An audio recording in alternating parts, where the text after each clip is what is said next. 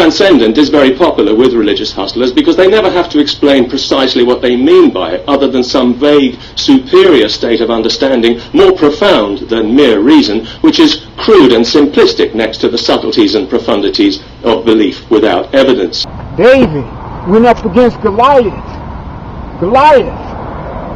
Not on what he thought he could do, but what the Lord had already did by his hand. The belief in a God requires faith. Faith is an assertion of absolute conviction that is assumed independent of evidence and which must be defended against all evidence to the contrary. And this is why some might say that it takes more faith to believe that there is no God than it does to believe in God, because there is sufficient evidence given for his existence. Whereas with atheism, you have to take by faith that there is no existence thereof. Crazy! It doesn't matter how many people believe something. The burden of proof is still on them, because the fact of the matter remains that there's still no evidence. Jesus walked on water. Peter saw Jesus walk on water. He didn't just get out of the boat and start walking. This is a doctrine that cannot be believed by anyone who's studied anything scientific, anything historical, anything archaeological, anything paleological, anything biological. Can't be believed by anyone. Can be only believed by someone who wants to be a plaything and a slave of a pitiless totalitarian power. How glad we should be that the evidence for this ghastly entity is nil. Good. The same thing with scientists. Same thing. Okay? A scientist make a prediction after having it find, and people believe. They have faith in what that scientist says based upon their credibility, upon their credentials which they hold. The same thing holds true with the Christian faith. Okay? According to who God claimed that he is and the credentials that he holds. I believe that reason is a greater faculty than belief in something without evidence. Jonathan went up to battle.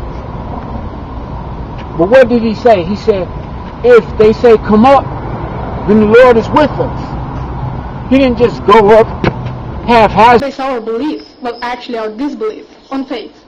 And I have a dilemma on this too, because most of us are atheists precisely because we don't have blind faith in the existence of something that cannot be proven. So it's kind of like the opposite of faith. But how can you have a religion without faith? Also we have to pray, and keep praying regardless if our prayers are answered or not. That is totally irrelevant to faith. Okay, people, faith. People, they ask about faith. When the Bible mentions it, the word faith, many generally associate that with blind faith, when in reality that's not at all what it is referring to. What it's referring to is you have been given, a person who has been given enough evidence, and now it is time to exercise your faith based upon the evidence you already have.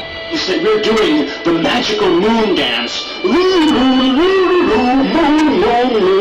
that he bestows upon us magical moonbeams of happiness and joy. I'm saying that whoever the God of the Bible is, he understands the necessity of evidence, and that he has not asked anyone to do anything without. In fact, I don't think Christopher Hitchens or Richard Dawkins or whoever can show in this book where he has asked someone to go on without sufficient evidence. beginning at Abel to the last believer in this earth's age, you see the consistency. They went on his word. They are broken down and explained so that lay people like you, like me, can understand them.